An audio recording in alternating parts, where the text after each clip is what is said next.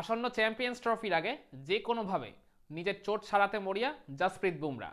তো সেই কারণেই তিনি এখন বিদেশি ডাক্তারের শরণাপন্ন হয়েছেন। মানে ওই 2 বছর আগে তার যে অপারেশনটা করেছিলেন ওই রোয়ান স্কুটেন, নিউজিল্যান্ডের অর্থোপেডিক সার্জন, আবার তারই আর কি দ্বারস্থ হয়েছেন তিনি। তার সাথেই আবার তিনি যোগাযোগ করেছেন এই চলতি অস্ট্রেলিয়া সফরে, পার্টিকুলারলি ওই সিডনি টেস্ট চলাকালীন তিনি যে ওই পিঠের ব্যথা অনুভব করেছিলেন, ব্যাক স্প্যাজম যেটাকে মূলত বলা হয়। তো তার জন্যই তো তিনি সেকেন্ড ইনিংসে বোলিং করতে পারেননি, ইভেন ফার্স্ট ইনিংসেও আর কি ওই 10 ওভার বোলিং করে তিনি ডাগ আউটে চলে গেছিলেন।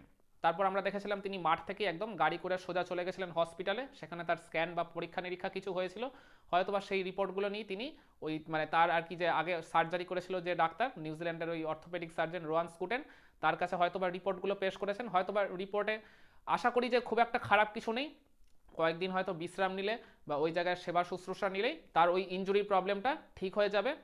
আবার অপরদিকে এই চ্যাম্পিয়ন্স ট্রফির দল ঘোষণার শেষ দিন হচ্ছে রবিবার 12ই জানুয়ারি। তার আগে ভারতের নির্বাচক কমিটিকে ওই জায়গায় তাদের দলটা দিতে হবে। মানে সম্ভবত আর কি হাওয়া বাতাসে যা গুঞ্জন শোনা যাচ্ছে, মানে শনিবার মানে 11ই জানুয়ারি আর কি ওই সিলেকশন কমিটি ভারতের চ্যাম্পিয়ন্স ট্রফির দলটা দিয়ে দেবে। তো 15 জনের স্কোয়াডে মানে খুবই সম্ভবত জাসপ্রীত বুমরাকে রেখেই তারা দলটা সাজাবে। কিন্তু মানে একটা আর কি সমস্যা, 12ই জানুয়ারি মানে ওই যেদিন দল ঘোষণা করার একদম শেষ দিন, মানে ওই আর কি মানে স্কোয়াডে অন্তর্ভুক্ত সমস্ত প্লেয়ারদের মেডিকেল ক্লিয়ারেন্স জমা দিতে হবে। তো জাসপ্রীত বুমরার মেডিকেল ক্লিয়ারেন্সটা যেহেতু এখনও পুরোপুরি ক্লিয়ার নয় ঠিক মতো, তার চোট আঘাত ওই জায়গায় কতটা গুরুতর বা কতটা সংকটজনক এখনও যেহেতু আর কি পুরোপুরি পরিষ্কার নয়, তাই তার রিপোর্টটা জমা দেওয়া নিয়ে ওই জায়গায় একটা ধোঁয়াশা তৈরি হতে পারে। যদিও চ্যাম্পিয়ন্স ট্রফির এই দলটা মানে একেবারে পুরোপুরি চূড়ান্ত নয়, মানে চ্যাম্পিয়ন্স ট্রফি তো শুরু হচ্ছে 19 ফেব্রুয়ারি, তার এক সপ্তাহ আগে মানে 12ই ফেব্রুয়ারি পর্যন্ত ওই দল পরিবর্তন করার একটা সম্ভাবনা থাকছে। তো জাসপ্রীত বুমরার মেডিকেল ক্লিয়ারেন্স যদি ওই জায়গায় নাও পাওয়া যায় শেষমেশ ওই রোববারের মধ্যে, তাহলে হয়তোবা বুমরাকে ছাড়াই এই 15 জনের দলটা ঘোষণা করে দিতে পারে বিসিসিআই। কিন্তু তার আগে মানে বুমরা যদি মানে ওই 12ই ফেব্রুয়ারির আগে পুরোপুরি সুস্থ হয়ে উঠতে পারেন, মানে বল করার জন্য তিনি ওই জায়গায় যদি পুরোপুরি ফিট হয়ে উঠতে পারেন, তাহলে মেবি আর কি ওই মানে যেহেতু আর কি স্কোয়াডে পরিবর্তন করার সম্ভাবনা রয়েছে, তখন জাসপ্রীত বুমরার নামটা একদম ফাইনাল স্কোয়াডে না হয় ঢুকিয়ে দেওয়া যাবে। আর এই যে অর্থোপেডিক সার্জনের সাথে বুমরা এখন যোগাযোগ রাখছেন নিয়মিত, তো মূলত তার পরামর্শেই এখন বুমরাকে চলতে হবে বেশ কিছুদিন। আর বুমরাকে হয়তোবা আর কি কয়েকদিনের মধ্যেই বল করার মানে অনুমতিও দেবে ওই আর কি সার্জেন। মানে সূত্রের বা রিপোর্টে যা আর কি খবর এসছে, মানে বল করার সময় বুমরা যদি ওই জায়গায় আবার ব্যথা অনুভব করেন, তাহলে তাকে কিন্তু মানে একটা দীর্ঘ সময়ের জন্য ওই জায়গায় ক্রিকেট মাঠ থেকে দূরেও থাকতে হতে পারে।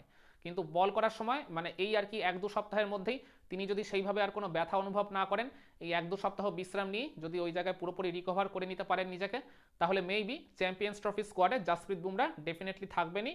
আর মানে আমরা তাকে মানে ওই টুর্নামেন্টটা খেলতেও দেখতে পারবো। আর এছাড়া সিডনি টেস্টের পর ওই ব্রডকাস্টিং চ্যানেলের একটা ডিসকাশনে রিকি পন্টিংকে ওই জায়গায় বলতে শোনা গেছে, মানে রিকি পন্টিং মানে ওই মানে মানে সিরিজটা চলাকালীনই তিনি অস্ট্রেলিয়ান ব্যাটার আর পার্টিকুলারলি স্টিভ স্মিথের সাথে কথা বলেছেন। তো স্টিভ স্মিথ তাকে ওই জায়গায় জানিয়েছিলেন যে ভারতের সব বোলারকে আর কি তিনি ফেস করতে খুবই স্বচ্ছন্দ বোধ করেন একমাত্র জাসপ্রীত বুমরাকে ছাড়া।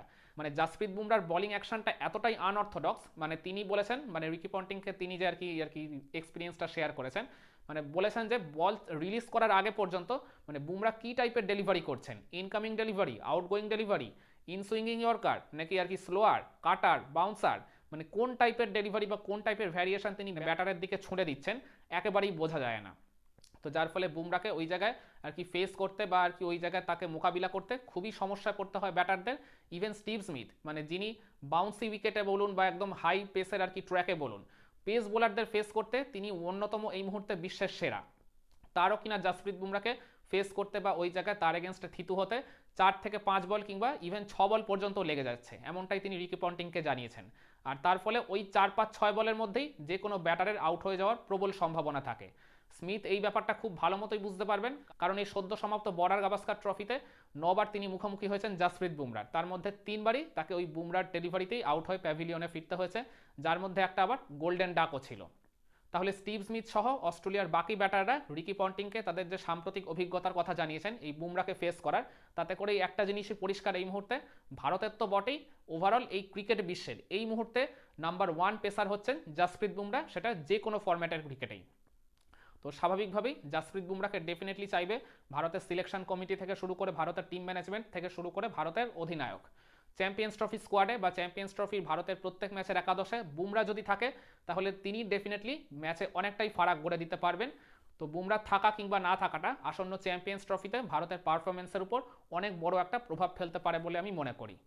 তো আপনারা কি মনে করেন এই বর্ডার গাভাস্কার ট্রফি চলাকালীন বুমরা যে পিঠের ব্যথার যে ইনজুরিটা আবার পেয়েছেন, তো ওই চোটটা পুরোপুরি রিকভার করে তিনি আসন্ন চ্যাম্পিয়ন্স ট্রফিতে পুরোপুরি ফিট হয়ে বল হাতে তিনি ভারতীয় দলকে আবার আগের মতো সার্ভিস দিতে পারবেন?